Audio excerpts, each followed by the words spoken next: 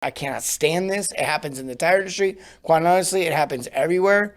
Don't be nickeling and diming people. Don't do it. If you're going to charge me $22 for the burger, don't charge me 50 cents for tomato. Like, just make it $23 then. This is the tire industry. This is what happens. You go in and you get pricing. It's $133.51 for the tire. And then it's $4 for the stem. It's $10 for the seal. It's $3 for the air. It's $2 for the foam. You're like, what foam? Don't worry about that, sir. Nothing to see here.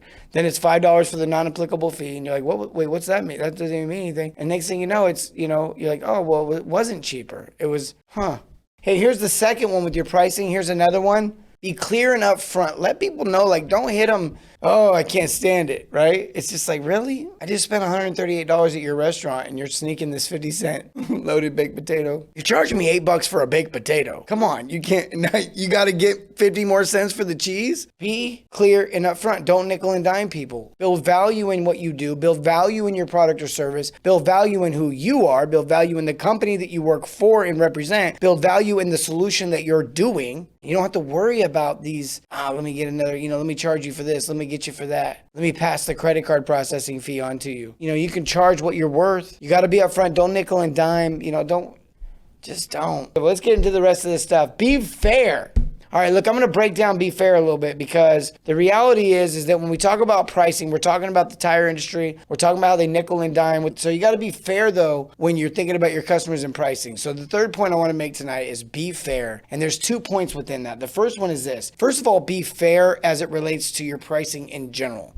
Just be a fair individual. Don't be greedy. Be clear and upfront. Just be fair. But really be fair to the people, the future of the company, the people that work for you, the future of the company as it relates to the health of the company. Meaning you got to be fair as it relates to making sure you take the time to actually, do your price book to know that you're profitable. You can't go around promising your employees a future, promising your company sustainability, borrowing money on equipment, or even a loan on a truck, and honestly looking someone in the eye and say, I can pay you back, and then not being fair on your pricing, not being profitable. The last one is be fair to the future of the community. Look, we do got to charge a fair amount of money up front. We got to make sure we're fair to our company. We got to make sure that we're charging. It sucks that a rebuild on a toilet is only a $20 part and it doesn't take that long and it costs $250 to $450 or whatever the price is that you charge. And that sucks, but it's the reality of life. When you ask someone to bring $10,000 or $20,000 of equipment, look, if you sell a home, there's a reality they charge like 7% when they sell the home. That's steep. But you want me to take your home and put it on a magical list that only I have access to that allows thousands of people, hundreds of thousands of people from all over the United States, maybe even all over the world, that want to come to this area and find your home and buy it. Maybe nowadays, even before they get to the city, you want access to all that for free? No. I had to do a whole lot to get access to this list. As a plumber, it's the same deal. I got to show up to your house with $10,000, maybe $20,000 of equipment, and I got to have all these parts and everything on my truck just so that I'm available and ready to fix whatever problem you have. That's going to cost a little bit more than old Home Depot or Lowe's or the local Ace True Value. It just is. The next one is be realistic.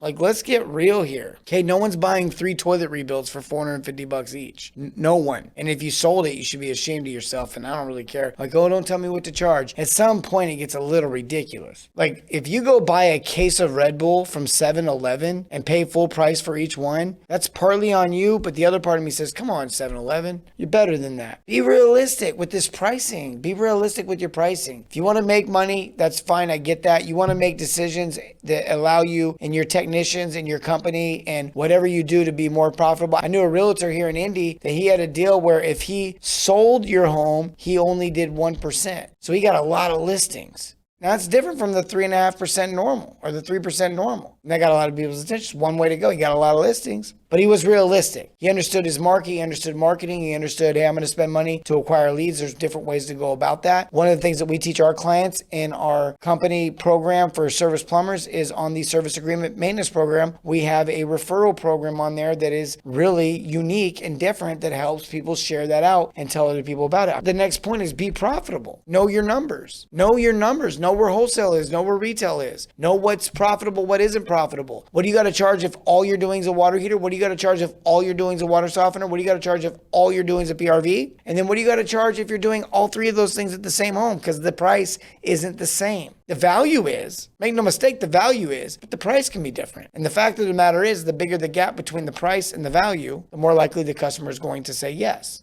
And that value gap can be done multiple ways. But the better you are at providing a better experience, the realistically more tangible way is to get that price value up is by doing that experience, giving that customer that experience, making them feel comfortable and confident with who they're dealing with. The three skills that we say every service plumber has to get good at, it's relationships, it's diagnosing, and it's value stacking. It's relationships, building relationships with people you're working with, serving, and representing as it relates to the product or service that you represent, right? That could be furniture, that could be homes, that could be plumbing, that could be cars, that could be anything. Could be stocks, could be insurance, could be anything. You got to build that relationship. Then you got to diagnose the situation. Why are they buying the insurance? Why are they buying the home? Why are they buying the furniture? You know, if you're diagnosing a furniture situation and they need furniture for their kitchen, you're not going to go show them a bedroom set, right? That's not proper diagnosing. And then the final step is value stacking. And it's very obvious in the plumbing world what those three terms mean. Value stacking, though, is this really unique way. In sales, they teach you value proposition.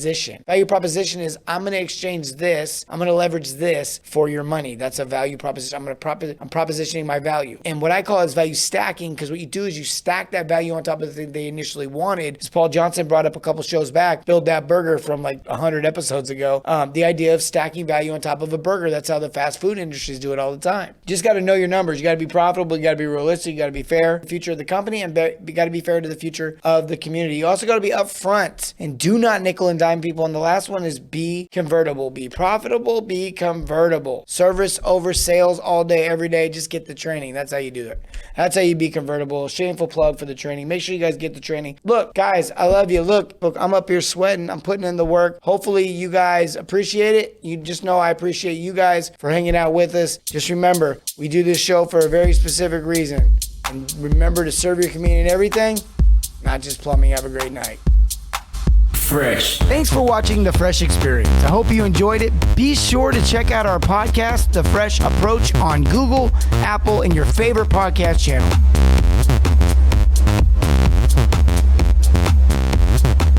Fresh.